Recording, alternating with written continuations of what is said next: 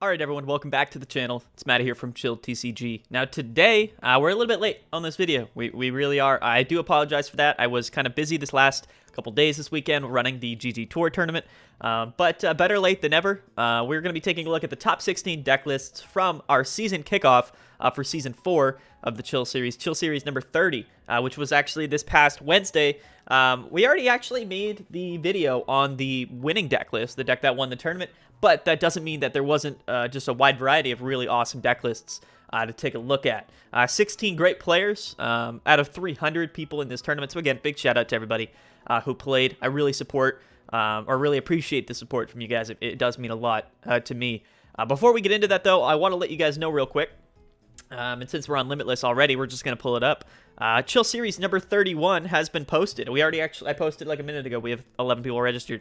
It's a great one this week. Not only is that our second tournament of our new season, but this one is incredibly special because we had a great community donation into the prize pool. So first place will be getting a gold quick ball, whereas, PTCGO Zone, our sponsor, is still sponsoring the tournament with 250 Battle Styles packs. So plenty of awesome things to win in this tournament. But other than that, it's just going to be a great one. I really cannot wait. So definitely go check that out. Link to register to this page here on Limitless will be down in the description below. I highly recommend that you guys go check it out. Okay, back to it. Back to Chill Series number 30 as I pull it back up. Here we go. All right, there we go. Yep. Okay, cool. All right, so we can get right into it. I think it's fine that we get into it. Again, go register for Chill Series 31. But getting right into the deck lists, which is why we're watching this, we're going to start at number 16, which is Liverpool 69 is his name. He's from the U.S. He went 10-4. He was playing Rapid Strike Urshifu VMAX. Let's take a look at what his Rapid Strike list looked like. Okay, so right off the bat, looks like a pretty normal Rapid Strike Urshifu list, if I do say so myself. He was actually running one of the promo Rapid Strike Urshifu Vs, and I don't know if that was sort of his preference, or if that was just because he only had 3 of the ones from Battle Styles. Who knows? Hard to say. If he does watch this video, tell him to comment below and let me know for sure. But yeah, either way, he's running a 4-3 Urshifu lineup, pretty standard. 3 Jirachi, so we are running the Scoop Up Net Jirachi engine. 3 Jirachis or 4 Jirachis is kind of a topic of debate. Whenever I am running a Scoop Up Net Jirachi engine deck, I typically just run 4 Jirachis in there because I just kind of figure why not. Going to be probably your best starting option, so why not just run 4? But maybe 3 is fine. Who knows? Also, let me down in the comment section below. 2 Dedenne, 1 Crobat. On top of the 3 Jirachi, so plenty of draw support in here. And then, of course, we have 1 Zigzagoon, which you should be running if you're running a Scoop Up Net Jirachi engine. Going to be really good in Urshifu, just in general. Jirachi GX, eliminate your Psychic weakness, pretty much needed in the deck. We have a Mew in here as well, going to be really good in the Mirror matchup. And we actually do have that Mimikyu, which paired along with the Zigzagoon. He's going to be really good in any Mewtwo deck matchup that, isn't running Stealthy Hood or a way to heal their Pokemon, right? And you can also get those damage counters off anyway early, but if they do have the Stealthy Hood on, the Mimikyu's not actually, that effect isn't going to affect Mewtwo at all. So just something to keep in mind. 4 Research, 4 Marnie, plenty of draw support, 3 Boss, all standard stuff, 4 Switch, 4 Scoop Up Nets, and we do have an Escape Rope thrown in there with 2 Air Balloons, so it's Rapid Strike Urshifu, a lot of switching options, all standard stuff for sure. 4 Quick Ball, 3 Pokecom. Again, pretty normal. 1 Tool Scrapper, and I do like the Tool Scrapper in Urshifu because you can knock off multiple Stealthy Hoods, and if you're playing Psychic Mewtwo, they're probably only playing 2. Or maybe they play 3, I don't know, but either way, Tool Scrapper is going to really come in clutch. And if you can scrapper off a couple, Stealthy Hoods, get your Zigzagoons and your Mimikyus working there on the Mewtwo's, that matchup should be pretty winnable for you for sure. Psychic Mewtwo is a little bit different. They can still go Trapdoir. They can still actually use Gengar Mimikyu to hit for weakness, but you can also have Jirachi GX out there as well to get rid of the weakness and eliminate Mewtwo. So this list is really precautionary when it comes to those Psychic Mewtwo decks. Really any Mewtwo deck, so I think that it is pretty smart to run the Tool Scrapper. 1 Reset, Stamp 1 Great Catcher. 2 phenomenal 1-up cards in this deck. And we have 2 Dojo, 2 Martial Arts Dojo. I personally think that Dojo is needed, especially when you're playing just a straight basic Rapid Strike Urshifu deck. It's extremely, extremely good. And then we have 5 basics, 4 Rapid Strike Energies, all normal stuff. So, I think everything in this list is very much exactly what should be in a standard Rapid Strike Urshifu list here, other than maybe that 1 promo Rapid Strike Urshifu V, but maybe that's the better one to play. I honestly don't know. and I haven't tested either one. I do think that the strafe attack on Rapid Strike Urshifu V is good, especially if you are going second, or it's your second turn, you haven't got a VMAX on the board, and you don't want to leave that Urshifu V in the active spot because you kind of want to keep it around. So I do like that strafe attack, but maybe the other one's better. Maybe he just didn't have 4 of the normal Urshifu V. Who knows? I really don't know. But big shout out to our man here, Alez, for getting top 16. Next up, we have 2E-turns. So 2E-turns were actually 17th and 18th, but we actually have 2 more here at 15th and 14th. These are only E-turns that made top 16 of the tournament. So let's take a look. We have Akiyama 777. This dude is from Guatemala. You got oh, never mind. He's 17th.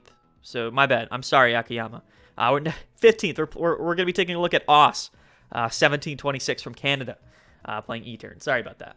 All right, let's take a look at his E-turn list. There's a few different ways to play E-turn, but these days, this seems like kind of the typical version. Kind of primed and ready for the current metagame. And that is just a 4-4 E-turn lineup, 4 Crobats. We have 2 Goons in here, 2 Yveltal, 1 Hoopa there. That is Saltgate Hoopa. The bug was fixed, so it's totally cool to be running that right now. And that's all pretty standard, for sure. I think that some people do run maybe a higher count of Goon, but this Pokemon lineup in E-turn is totally normal to me, and definitely pretty acceptable. 4 Research, 3 Marnie, 3 Boss, with 2 Phoebe thrown in here. And I think that E-turn really does kind of need multiple Phoebes, especially with how good Luke Metal is.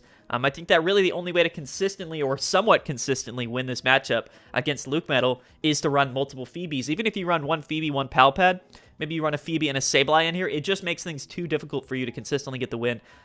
So I think 2 Phoebe is smart. He's running 2 Phoebe and a Palpad, so he's going that extra mile. I do like it. I really do.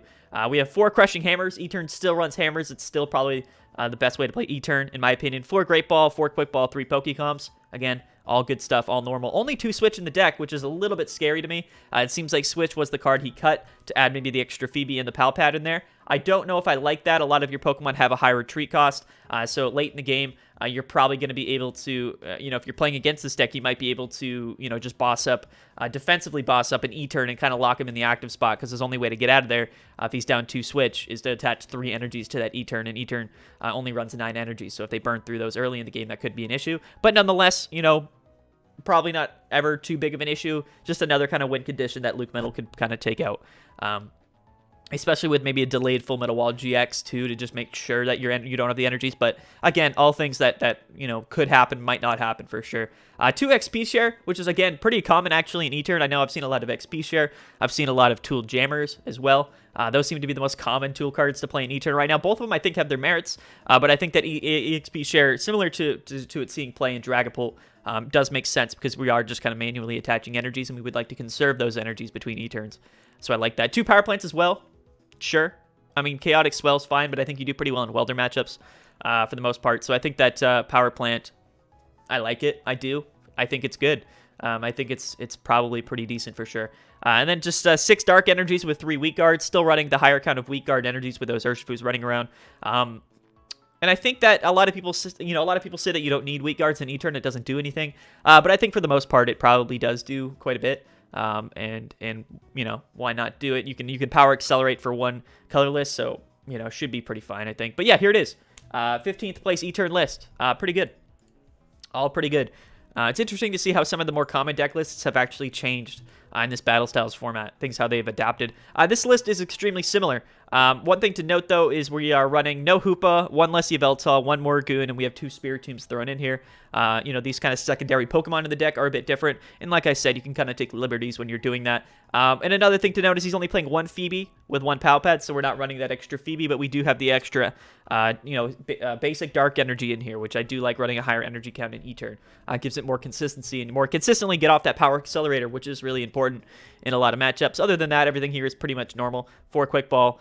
He's actually running 2 Great Ball and 3 Pokecoms, so less Pokemon Search, but more draw support in general with 4 Research, 4 Marnie, and the extra energy. So, kind of cut some things, and added some other things. So, more consistent in different categories, but overall, I think shouldn't affect the deck too much. And you can definitely kind of see that this is how people are running E-turn these days. Not running any tool cards, though, in his list. Not a big deal. I think that's fine. I don't think E-turn necessarily relies on tool cards at all, whereas some other decks it might be more necessary. So, yeah, here it is. These are the 2 E-turn lists that... Oops, sorry. that made top 16 at our tournament. So love to see it. Next up, we've got Sahami R. I'm not sure exactly, from Malaysia. Richard Ruiz, by the way, was from Peru. So big shout out to Richard, who got 14th. Sahami, 13th here in the tournament, was from Malaysia. He was playing Tempo Zard, Chrycephalon, Welder Box, whatever you want to call it. And this one's very interesting to me. So this was actually, okay. So this is actually a cross between like Tempo Zard, but instead of just running Tempo Zard, he's actually running like a Psychic Mewtwo. Along with Blacephalon, which is super interesting, actually. This list is actually very, very cool. I'm not someone who plays Welder a lot. I don't have a lot of experience with the Welder lists, but I do like this deck list a lot. I like the concept. I really do. And it seems like Mewtwo is thrown in there in pretty much any deck list these days. But definitely awesome. I mean, it did well in the tournament. It definitely seems to have its merits for sure. I mean, I think that between Blacephalon, you read the Reshizards, you still have Cram in there for bench snipes, but we have Mewtwo and Mew GX to potentially copy the Reshizards attacks, the Mega Lopunny and Jigglypuff GX attack, which is really good against Psychic Mewtwo. And we have Charizard GX as well. So that's it's cool. It really is. And I think you do have that advantage of having a Fire-type attackers as well as Psychic-type attackers, which is a big advantage, I think, in a lot of, just in general, two very good types to be able to attack with. Other than that, though, everything's kind of normal for Welder, one boss. The rest of the deck, the core of the deck is pretty similar in terms of the trainer cards and the energy count that you're running. I do like the Marshadow in the list, and Mewtwo with Jirachi, Scoop Up Net, all good stuff. So yeah, I mean, it's pretty much Tempo Zard, but instead of the Zard part, it's like Tempo Welder Mewtwo, in a way. Blacephalon, Welder Mewtwo, I don't know. Very cool. I actually didn't even know that this list was played or existed. So I'm very happy to have seen it. And again, a list that I don't ever plan to play. I just don't really play Welder lists. I'm just not a fan. I don't really play Tempo Zard at all, but very cool for sure. And if you are a Tempo Zard player, I would like to hear your opinions on this list, and to let me know if you think it's going to be viable in any sense. Definitely cool though to see. It's something different than the normal, and for that reason, I think it's super cool. Next up, we have Angela Ranabar, a Chill Series, regular, and a phenomenal player. No surprise that he made top 16 here. 12th in the tournament from Peru. And this dude was playing again straight Rapid Strike Urshifu VMAX. Let's take a look at his list. And just check it out. Okay. So very interesting for sure. I mean, at its core, when we're looking at the Pokemon lineup, pretty normal for Rapid Strike Urshifu. Similar to the last deck that we saw, except we do have a Giratina thrown in here. And I think that Giratina is really good in Scoop Up Net, Jirachi engine fashion, just because, a lot of decks are running those special energies, and having that energy removal can be really useful in some scenarios. So I like seeing the Giratina in there, not too crazy to me.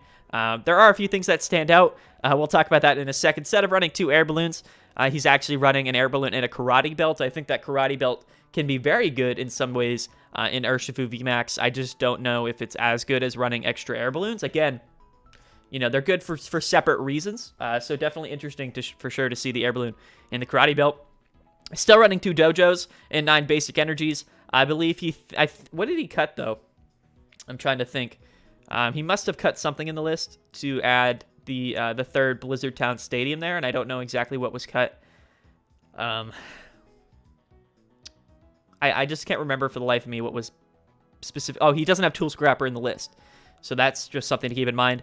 But we're running Blizzard Town, and I just want to double make sure what Blizzard Town does. Pokemon with 40 HP or less remaining can attack, which is crazy, actually. Kind of big brain. That's actually kind of big brain. Only because, sorry, let me go back. Only because a lot of times with Rapid Strike Urshifu, like if you had an E-turn for weakness, that's 300 damage, which is just really cool. A lot of times we can one-hit, maybe potentially like a lot of V Pokemon, and they're left with about 40 HP or less left. I don't know. This is very cool. It's very different. You don't see Blizzard Town a lot, and Angela Ranabar kind of throwing out some big brain plays. I'm interested to see if it actually worked out well for him. Yeah, I mean, it's different. It's definitely really cool, though. I like the idea behind it. And I would like to know if he's watching this, or if anybody who played against him, knows if that Blizzard Town Stadium actually came in clutch, or if it was useful for him in any matchups. It sounds like it definitely could be. It's a little bit situational, but could be very good in some scenarios. So definitely super cool. I like to see it. I like that. I like that a lot. Comment below. Let me know what you guys think of that. Let me know what you guys think. That's definitely awesome to see. Shout out to Angel Arabar. Another great tournament. 11th, we have Alex Hamilton from the U.S.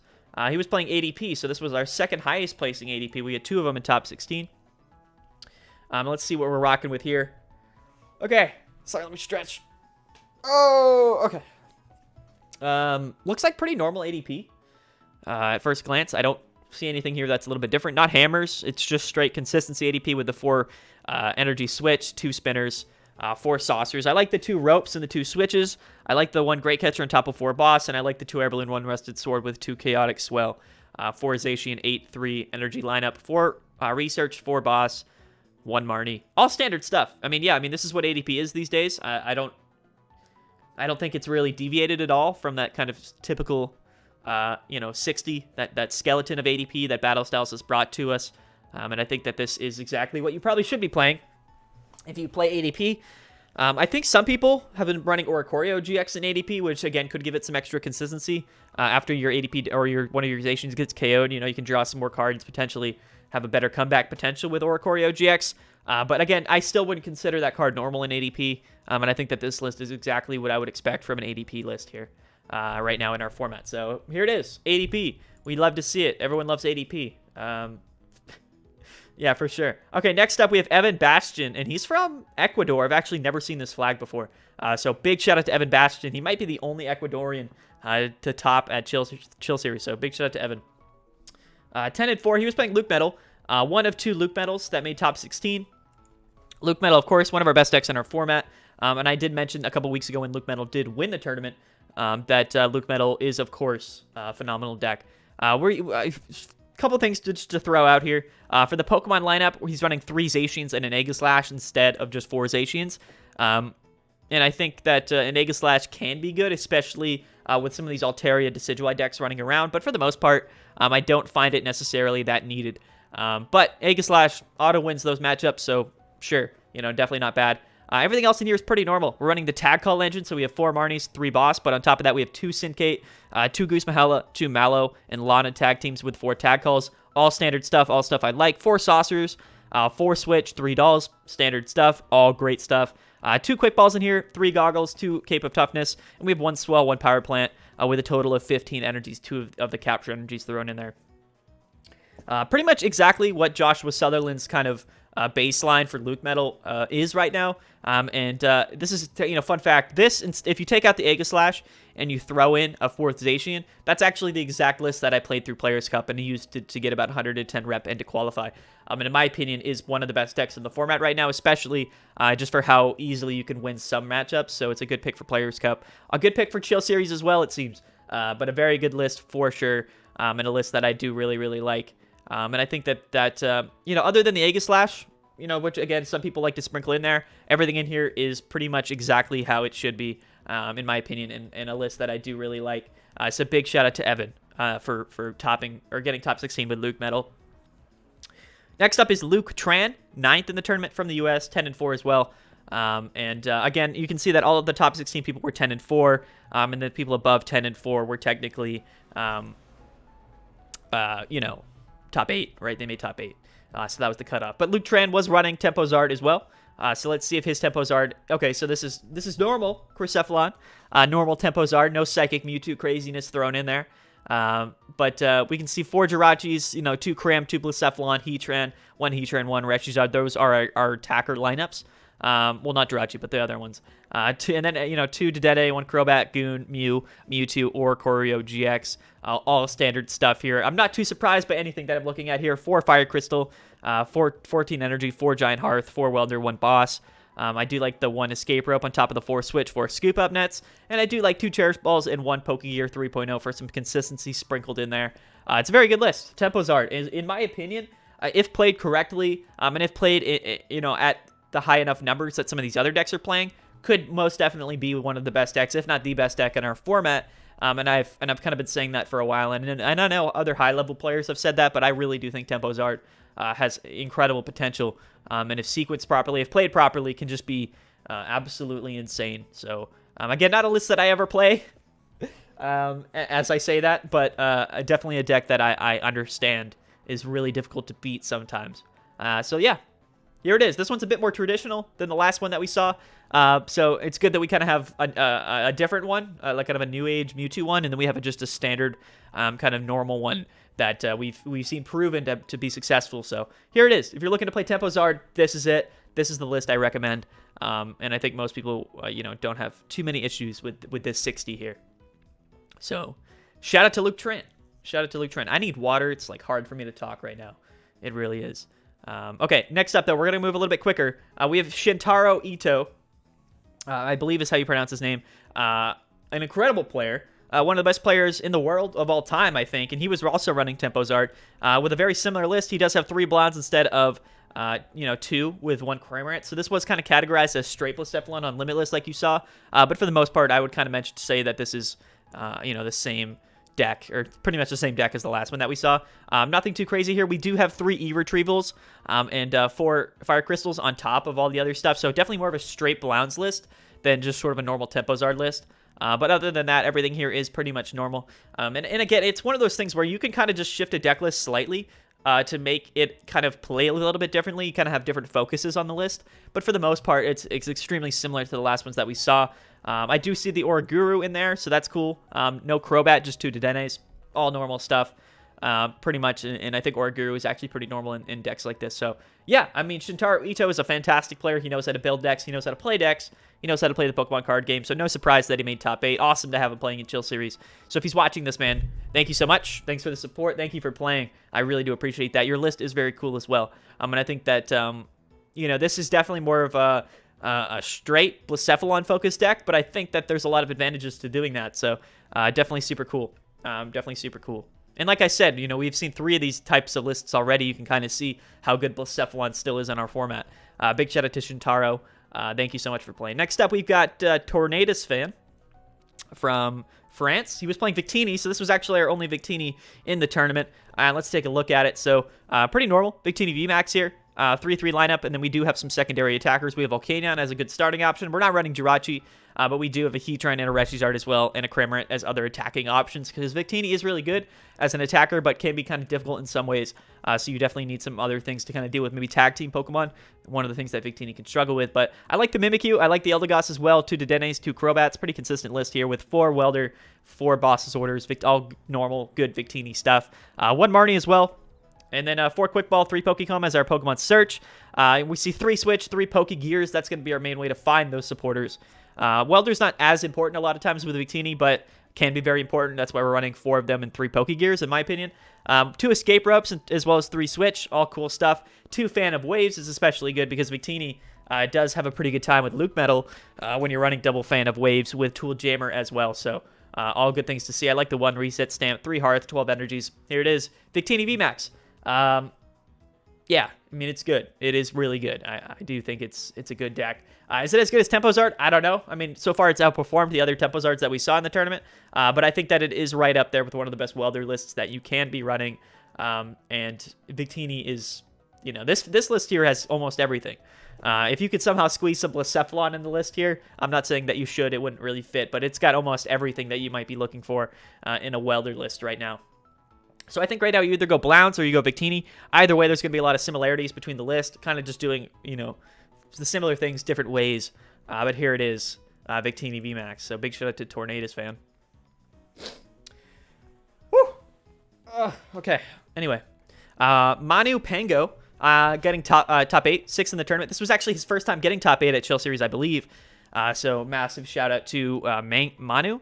Massive shout out to Manu. He's from Chile. He's from Chile, playing straight Rapid Strike Urshifu VMAX. We've already taken a look at one. Let's see if this list is any different. Nope, it's standard stuff. I think this is exactly the same as that last one that we saw. But still, very phenomenal list, a very good list. I like the Tool Scrapper. I like 4 Boss, 4 Research, 3 Marnie. I think the supporter lineup might be a little bit different. He's running 4 Jirachi instead of 3. But for the most part, you can see how the baseline of the deck is pretty much the same. I do think just straight Rapid Strike Urshifu is really good. You'll see that at the top of this list, we had a couple decks that, took it a little bit differently. That's totally cool. You can play Rapid Strike Urshifu a lot of different ways, which makes it a really cool card, a really good card. But I think that this is a very good list when you're playing just straight Rapid Strike Urshifu. Maybe compare both of those Rapid Strike lists and kind of see which ways you prefer to play the deck, because There definitely are some liberties that you can take when you're building lists, building any list, but specifically Rapid Strike Urshifu. I like it, though. Shout out to Manu. Congrats. It was a great run. Next up, we have Danny Altavilla making finals at Chill Series for like the 3rd week in a row. So no surprise there. Dax PTCG from the US, playing Pikarom like he has the last few weeks. Went on an absolute tear. Just to show you, just went a straight 9-0 in Phase 1 and then proceeded to win 2 more. So this dude went 11-0 before, of course, just struggling a little bit later in the tournament. But, Danny is such a good player. This Pikarom list, I think, is the exact one that we took a look at last week with the Tool Scrapper in here. The 4 Hammers, the Yell Grunt, 2 Air Balloons, 1 Big Charm. All good stuff here. I like the double reset stamp.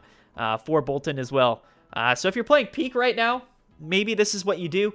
People have some really strong opinions on Pikarom, for sure. It's one of those things where the deck is phenomenal. It just recently won the GG Tour tournament, so that's just something to keep in mind. Maybe we'll take a look at Pikarom again, because we did cover it a little while ago, but maybe it's worth covering it again. A deck that I have some experience with, not a deck that I typically play all the time, but with sort of Rapid Strike Urshifu kind of taking a back seat to some other decks in our format right now, a few months into Battle Styles, Pikarom's like, well, you know what, I'm still probably the best deck in the format, so, I'm just going to do my thing, and great players tend to play Pikarom because it is a deck that rewards high-level play really heavily, and I think that's, a big reason why Danny is successful, because, one, he's a great player, and he knows definitely how to play Pikarom, and the deck is very, very good, so that's a very deadly combination. Same goes for Vidar Lugan, who won GG Tour. Gabe Smarts went on some great runs with Pikarom recently. It's just a phenomenal deck, and I think that it's not going to go anywhere until rotation happens. But if you're looking to play Pikarom, maybe this is a good one to look at. If Danny ever watches this video, I would like him to let me know maybe his thought process behind running this Pikarom list as opposed to maybe some other ones that people are running. Tool Scrapper is interesting. I think that's the big thing that a lot of people are going to look at and be like, is that worth it? Maybe it is. Maybe it's not. I don't know. We'd have to talk to Danny. But he was very successful with it, so maybe it was worth it. And you definitely maybe it's there for Luke Metal. I don't know. But Luke Metal is definitely a deck that Danny has some experience with. So, yeah, there we go. There we go. Shout out to Danny. Shout out to Danny. Where am I right now? I don't know what I'm doing. Okay. Next up, we have Zach Lesage, got top 4 in the tournament playing Luke Metal. One of my good friends from Canada, one of the best players in the game, has been on a Luke Metal tear recently. He's on pace for like 150 Players Cup rep playing Luke Metal, and I've kind of, had a front seat to watch his success recently. Again, one of my good friends. His Luke Metal list is, again, pretty standard to like what we saw the last time. We don't see the Aegislash in here, but we see 4 Zacians. That's, again, how I would recommend playing Luke Metal, but never saying that Aegislash isn't a smart decision, just sometimes it's not needed. So, take that how you will. One thing I do want to mention is we're not running Chaotic Swell in Zach's list, but we are running a Wondrous Labyrinth, which is actually a lot better than people give it credit for. Going to be really good in that ADP matchup, going to be really good in the Eternatus matchup, and going to be practically an auto win against Mad Party as well, if they're not running a Stadium card of their own. So Wonder Lab, definitely really cool. It doesn't actually hurt this deck too often. It's not very difficult to get 4 energies on a Zacian or a Zam since we're running 15 energies in the deck, and we have Intrepid Sword to accelerate those energies. So I do like Wonder Lab, I really do. Luke Metal is a slower paced deck, and if we can slow down the pace of the decks that we're playing against, like ADP or E-Turn or things like that, Wonder Lab is going to be a very good stadium in that respect. It's also really searchable with the double Guzma Hell and 4 attack calls, right? So something that it's just pretty easily to get on board when you want to. Zach knows what he's doing. He's obviously a great player, but Luke Metal right now, God, it's so good. It really is. I qualified with Players Cup or 4 Players Cup with Luke Metal, and I really owe it a lot to how crazy this deck is, because it is really, really, really crazy. In my opinion, probably still one of the best decks in our format. But we have some new stuff to look at. Here it is. This is Zach's Luke Metal list. I recommend you guys go give it a try. Do not sleep on Wonder Lab. It's ridiculous. I do agree. I do agree with Zach. Shout out to Zach. Congrats, man. Next up, 3rd, we have Keanu. Keanu from the US, playing ADP, got 3rd.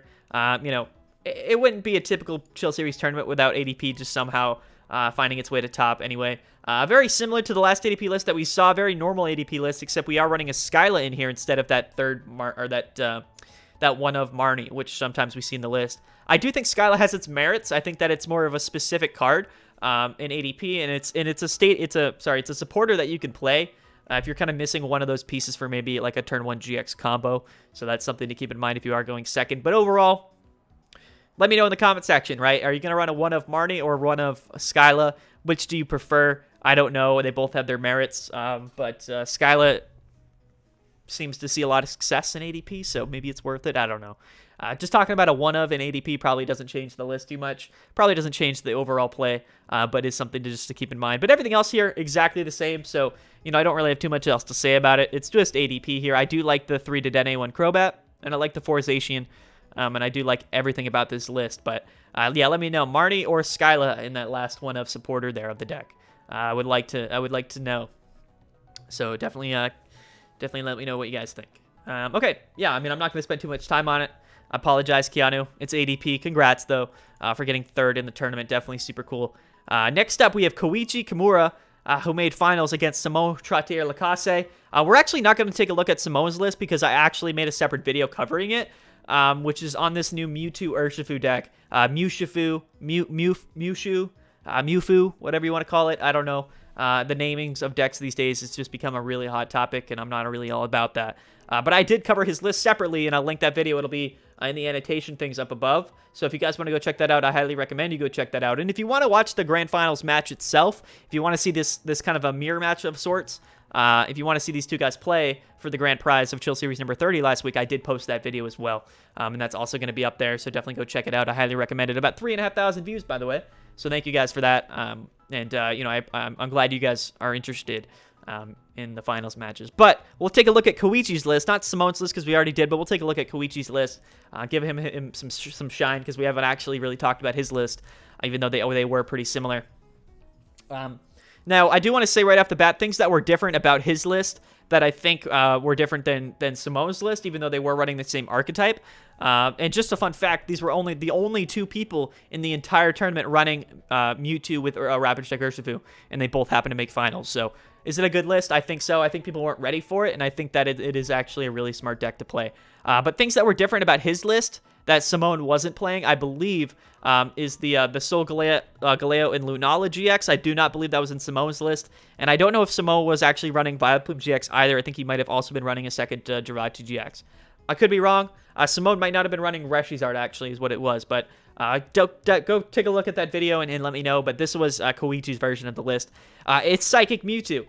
That's what it is. It's literally Psychic Mewtwo, but we have a 2-2 Urshifu lineup thrown in there. Similar to how we saw people mix Urshifu with Dragapult, because that was something that people were doing for a while and still are doing. Mewtwo was much more successful as a Psychic-type attacker in our new Battle Styles format, so it kind of makes sense that, that would also be combined with Urshifu, because honestly, it's pretty doable, and it's very much, it goes together much more well than people think it is.